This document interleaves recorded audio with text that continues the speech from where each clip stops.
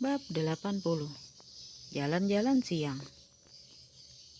Setelah Gia pergi, Sean mengajak Ryan makan siang di luar. Tapi kali ini agak lain, karena Ryan meminta makan mie ayam di tempat langganannya yang lokasinya tak jauh dari kantor. Sejak menikah, Ryan tak pernah lagi makan di tempat itu. Mereka berdua jalan kaki di bawah teriknya kota Jakarta. Hampir sepanjang perjalanan, Sean terus mengomel. Dia mengeluh, capek, kepanasan, dan masih banyak lagi keluhan-keluhan lainnya yang membuat Ryan geleng-geleng kepala. Dasar anak mami, manja banget, sindir Ryan sambil menyabikkan bibirnya. Sean hanya melirik tanpa komentar apapun. Langkah mereka berhenti di depan sebuah warung mie ayam sederhana. Walaupun warung itu sederhana, tapi pelanggannya cukup banyak, hingga hampir semua kursi ada yang menempati. Aroma mie ayam yang menggoda memenuhi seluruh warung, hingga membuat Ryan tak sabar ingin segera menyantap makanan favoritnya itu. 2 mangkok mie ayam plus bakso sudah terhidang di depan Sean dan Ryan. Mereka berdua duduk saling berhadapan. Cobalah, aku yakin kau akan menyukainya, ucap Ryan sambil menuang saus, kecap, serta sambal ke atas mie ayam miliknya. Jangan banyak-banyak, itu nggak sehat, omel Sean saat melihat Ryan terlalu banyak menuang saus. Sok-sokan sehat, padahal tiap hari ngerokok, gerutu Ryan dalam hati. Dia sengaja diam saja karena tak mau berdebat. Menurutnya mie itu lebih membuatnya berselera daripada berdebat. Sean menuang sedikit sambal dan kecap ke mangkok mie miliknya. Sebenarnya dia kurang nyaman di sini. Selain warungnya yang sempit, hawanya juga sedikit panas, hingga membuat Sean merasa kegerahan dan berkali-kali menyeka keringatnya. Enak sekali. Sudah lama aku tak makan di sini, tutur Ryan setelah satu suap mie mendarat di mulutnya. Enak kan? Biasa saja. Saya nampak kurang menikmati. Ryan tersenyum simpul. Enak itu memang relatif. Tak semua orang memiliki selera yang sama. Hingga enak menurut Ryan, belum tentu enak menurut Sean.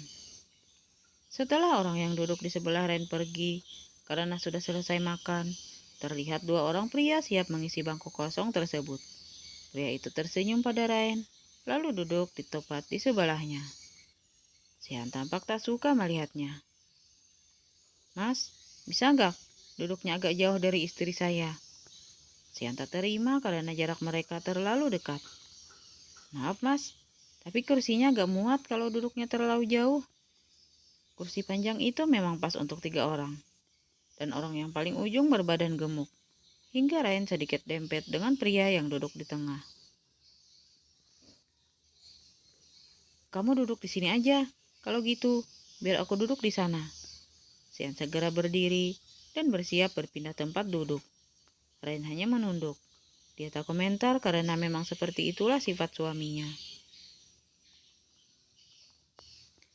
Sean melanjutkan makannya di sebelah Ryan sambil sesekali melirik pria yang duduk di depan Ryan itu.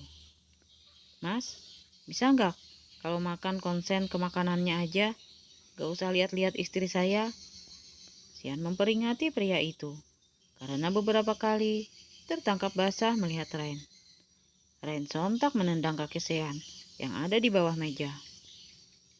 Suaminya cerewet sekali sih mbak, protes pria itu yang dari tadi kena semprot. Maaf ya mas, Ryan buru-buru menghabiskan makanannya dan segera mengajak Sean keluar. Lain kali gak usah ngajak-ngajak aku ke tempat kayak gini lagi, aku gak suka, omel Sean saat mereka sudah berada di luar warung. Maaf, Ryan sungguh menyesal telah mengajak Sean ke tempat itu. Ryan menyadari kesalahannya jika dia tak bisa menyamakan Sean dengan gajah. Dia salah karena telah berusaha membuat Sean menjadi seperti gajah. Gajah dan Ryan memiliki selera yang hampir sama. Gajah menyukai makan di tempat seperti ini. Untuk apa kau meminta maaf? Seharusnya aku gak maksa kamu makan di sini. Maaf sudah memaksamu untuk menyukai apa yang aku suka. Maaf karena kemarin ngajak kamu ke kajian tanpa bilang dulu. Maaf juga udah maksa kamu buat berhenti minum. Maaf jika selama ini aku berusaha merubahmu menjadi apa yang aku mau. Pembicaraan Ryan malah melebar kemana-mana. Apaan sih?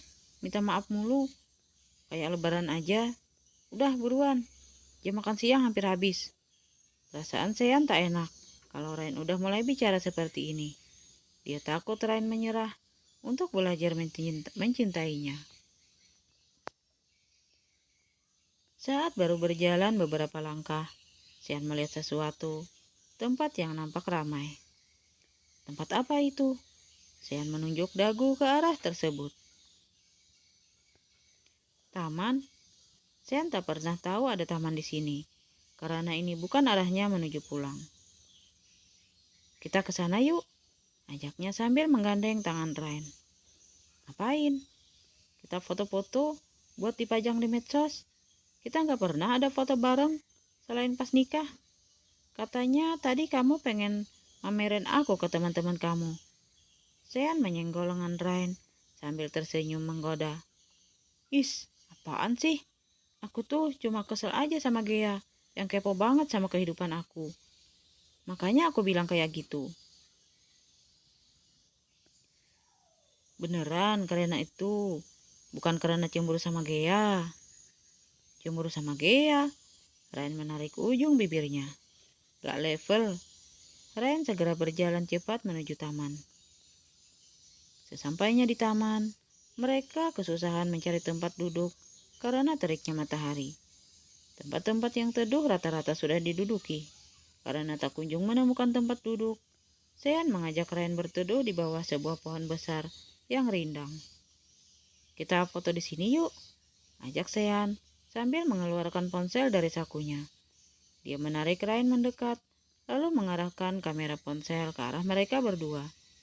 Sean memeluk Ryan dari belakang sambil memiringkan kepalanya.